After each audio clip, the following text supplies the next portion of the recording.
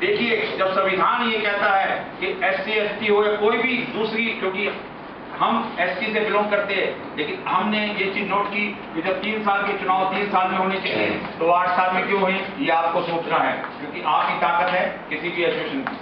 दूसरा कि जब 2003 में जनवरी में चुनाव हुआ नागपुर में, तो उसमें हम भी थे, महावीर जी भी थे और सभी लोग थे।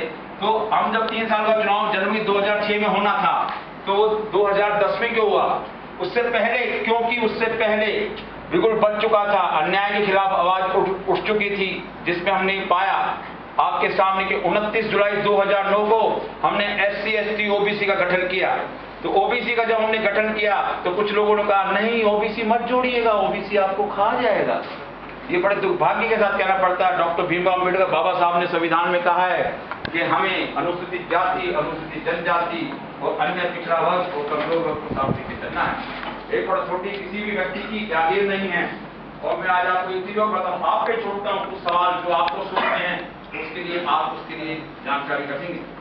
आप एक चीज बताइए कि SC ST एसोसिएशन या SC ST OBC कोई भी एसोसिएशन की सबसे ज्यादा आवश्यकता किसी GM को होती है, DGM को होती है, या एक सफाई कर्मचारी अटेंडेंट को, या एक ग्रुप C के कर्मचारी को होती है, या आपको सोचना।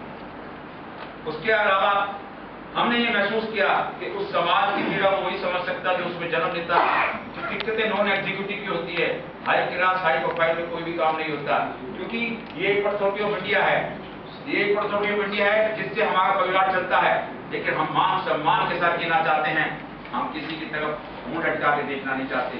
क्योंकि डॉक्टर साहब भीमराव अम्बेडकर किसी एक के नहीं थे, हम सभी के थे।